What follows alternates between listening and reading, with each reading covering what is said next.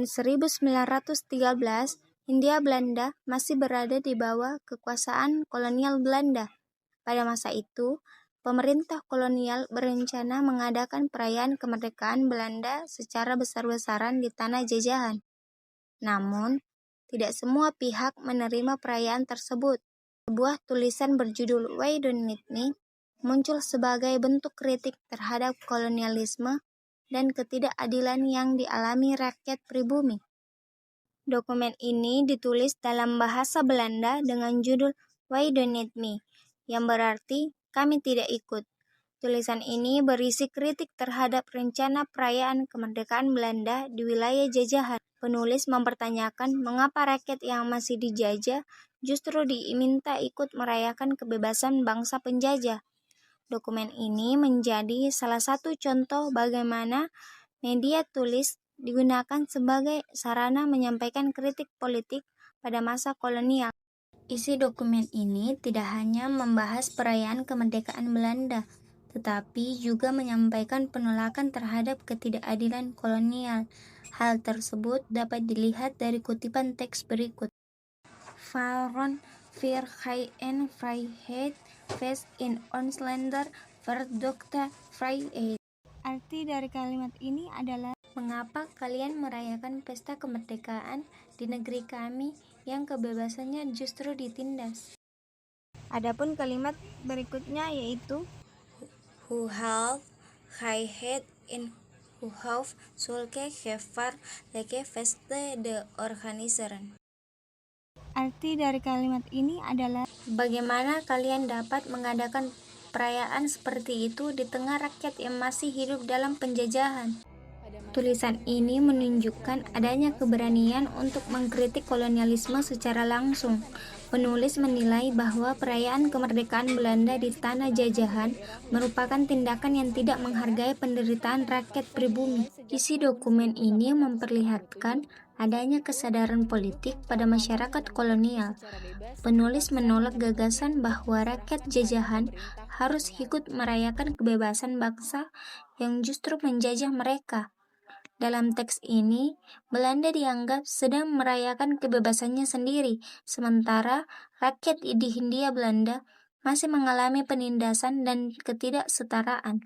Beberapa istilah dalam dokumen memiliki makna politik yang kuat.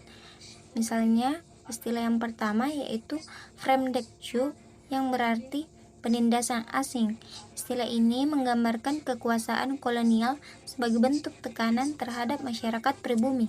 Istilah yang kedua yaitu Vrijheidsfeest, artinya pesta kemerdekaan, di mana merujuk pada perayaan kemerdekaan Belanda dari penjajahan Prancis. Istilah yang ketiga yaitu Länder verdukte vrijheid, artinya negeri yang kebebasannya tertindas, di mana menggambarkan Hindia Belanda sebagai wilayah yang tidak memiliki kebebasan. Istilah yang keempat yaitu onvrij, yang artinya tidak bebas, di mana istilah ini menunjukkan kondisi rakyat yang masih berada di bawah penjajahan.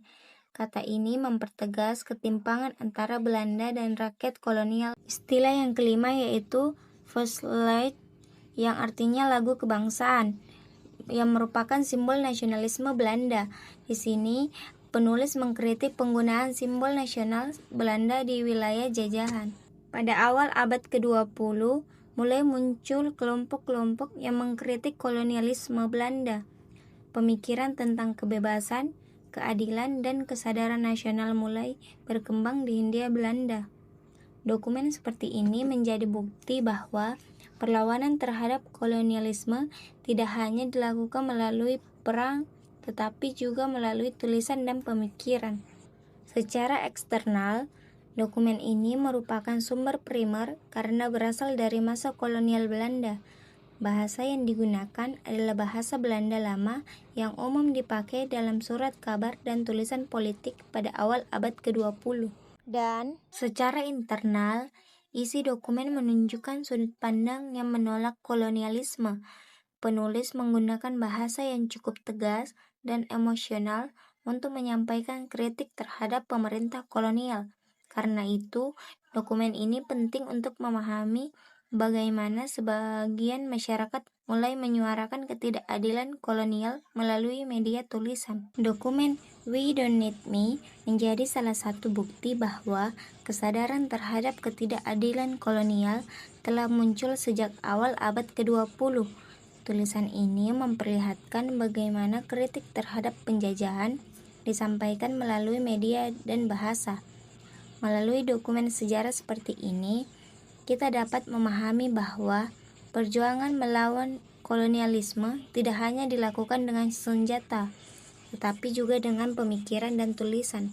Sejarah bukan hanya tentang masa lalu, tetapi juga tentang bagaimana kita memahami suara-suara yang pernah dibungkam.